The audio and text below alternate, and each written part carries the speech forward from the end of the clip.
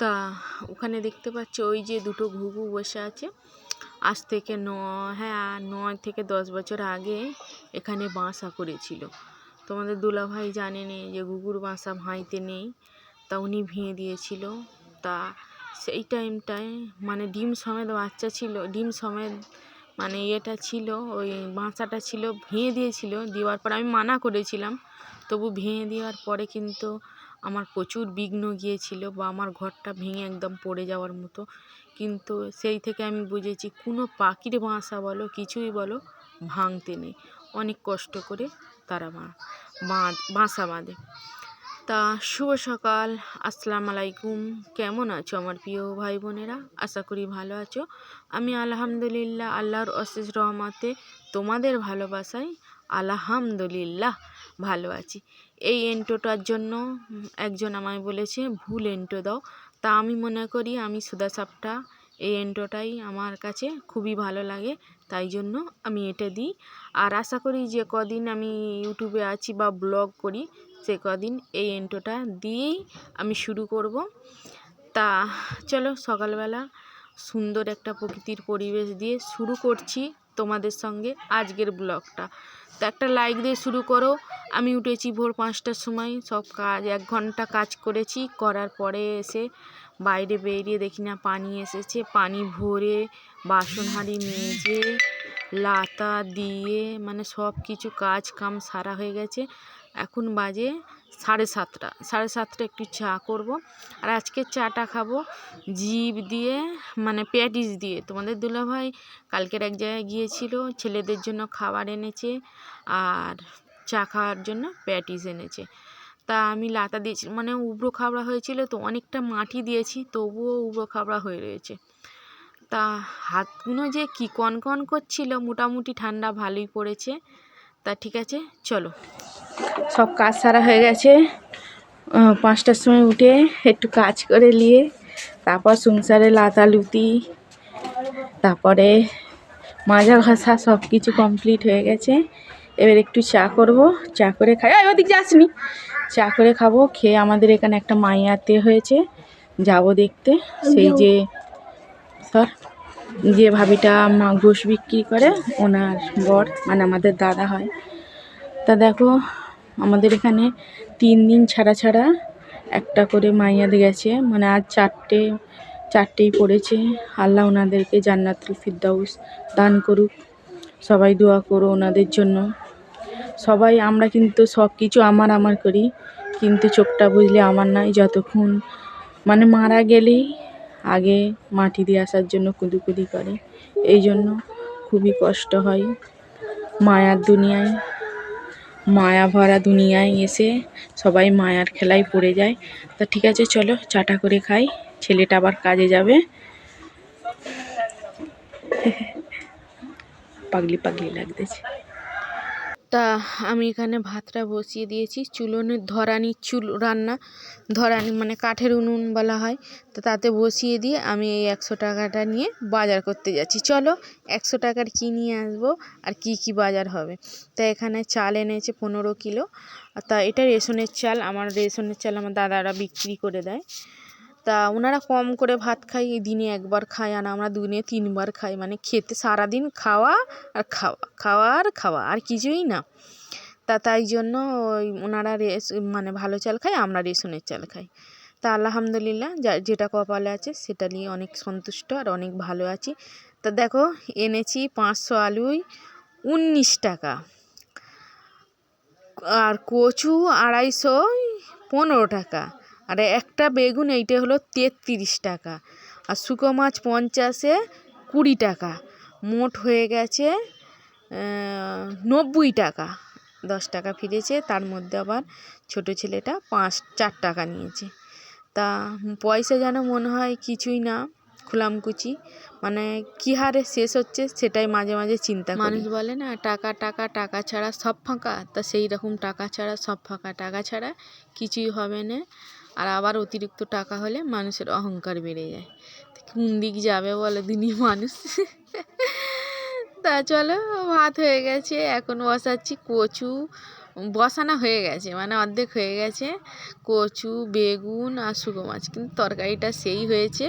কেন মনে হয় এক থালা ভাত সেঁটিয়ে দিই, আমি এমনিতে এক থালা ভাত খাই, তা মনে হচ্ছে আর এক থালা নিয়ে সাঁটাই ভাতটা। তো দেখেছো মেন তরকারিটা যখন হয়ে গেছে, আর এখানে করছি ডাল সিদ্ধ সন্ধ্যের জন্য।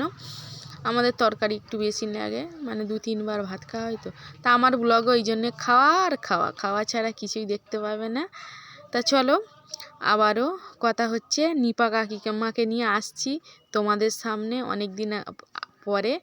নিপা কাকিমাকে নিয়ে তোমাদের সঙ্গে কথা বলতে আসছি। আসসালামু আলাইকুম, কেমন আছো? শুভ দুপুর।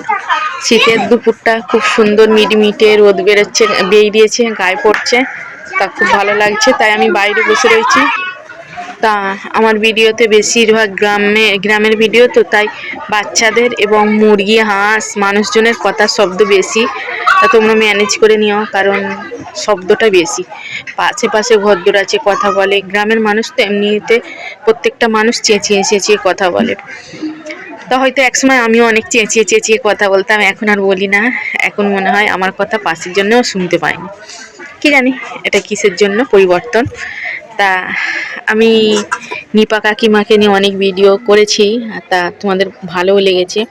তা এখন আবার নিপা কাকিমা ফের মানে মানুষের রোস্ট বেনে যাচ্ছে। দেখো এক সময় স্বামী সন্তান ফেলে অন্যজনের সঙ্গে চলে গিয়েছিল, তা অন্য পুরুষের সঙ্গে চলে গিয়েছিল। যাওয়ার পরে তা প্রায় অনেক বছর পরে ফের ফিরে এসেছিল। তা দাদু মানে ওনার মন্দিরার বাবা, তা অনেকেই জানো আমাদের ইন্ডিয়ায় একটা বড় ইউটিউবার, তা ব্লগার, ভাইরাল ইউটিউবার। তা ওর মানে ওই মেয়েটাকে আর ওর এটাকে ফেলে চলে যাওয়ার পরে কিছুদিন পরে এসেছিল, কিছুদিন মানে অনেক দিন পরে। সেই লোকটা যখন মারা গিয়েছিল, যে লোকটার সঙ্গে চলে গিয়েছিল, তা এসে ওই দাদু ভেবেছিল যা হয়ে গেছে ক্ষমা করে, তার শেষ বয়সটা আমরা দুজনে একসঙ্গে কাটাবো। তা ঠিক আছে, তা তার ইচ্ছেটা খারাপ নয়, কারণ সেও একটা ব্লগ করে। আর আমরা প্রত্যেকটা মানুষ ইউটিউবে যারা ব্লগাররা, মনে হয় আমার পরিবারের লোকেরা সবাই ক্যামেরার সামনে আসুক, খুব ভালো লাগে। মানে সবাই মিলে একসঙ্গে ভিডিও করব, কথা বলবো, মানে সবটাই তুলে ধরতে ভালো লাগে। ও যেহেতু ওরা স্বামী স্ত্রী বাড়িতে থাকে, যখন ব্লগ করতো, যখন ওর মানে স্ত্রীকে সামনে ক্যামেরা করতো, যেন কি বিরক্ত ভাব হতো। আমি তো দেখেছি ভিডিওতে, বিরক্ত ভাব হতো, যেন মানে সবসময় মাথা যন্ত্রণা হচ্ছে, মানে যে কোনো একটা বাহানা, মানে দাদুকে দেখলে বিরক্ত ভাব হতো। তো অসুস্থ মানুষটা একটা বাড়ি রয়েছে, মেয়ের নামে করেছিল। তা সেই একটা শেষ আশ্রয় হিসেবে ওই বউকে নিয়ে থাকার কথা ভেবেছিল, যে কদিন বাঁচবো আমার বউ নিপাকে নিয়ে থাকবো। তা নিপার তো আর সহ্য হচ্ছে না ভালো জিনিস, বুড়োটার ক্যান্সার ছিল, উনি মারা গিয়েছে। মারা যাওয়ার পরে কত যে নকশা তার ঠিক নেই, মানে ওই হিন্দুদের ধর্মে যেরকম ওবিসি করে, মানে অনেক কিছু পালন করে, সেগুলো করেছে। মানে স্বামী তার নামে সিঁদুর পরে ওই জন্য, কিন্তু স্বামী সন্তানকে রেখে দিয়ে চলে গিয়েছিল, সেটার নেই। সে কত নাটক করলো, আমাকে লোক এই বলবে ওই বলবে, যে যাই বলুক। তারপরে কিছুদিন চলে যেতে সে কি বাবা বিলাসিতা তুঙ্গের মানে কি ভাবন বলে না, সেই ভাবন। হয়তো আমাকে অনেক লোক খারাপ মনে করে, কিছু মনে করে না, ভাবন দেওয়ার পরে ও তো কোথায় একঠায় থাকে না, একবার হিতা একবার হুতা একবার সীতা, মানে সেই টোল ফেলতেছে, টোলদের মতো টোল ফেলে এবারে কেউ রাখলো নি। লাস্টে মেয়েটা দেখতে পাচ্ছি, একটা মেয়ে যতই মা চলে যাক না, সব মেয়ে এর সমান নয়। মেয়েটা কি করলো, বাবার ঘরটা ওর নামে ছিল, বাবা ওর নামে করে দিয়েছিল মন্দিরা ভবন, একমাত্র মেয়ে মন্দিরা নামে আমার বাড়িটা। তা সেই বাড়িটা মন্দিরা ওদের বিবাহ বার্ষিকীর দিনকে ওর মাকে গিফট দিল। তা সেই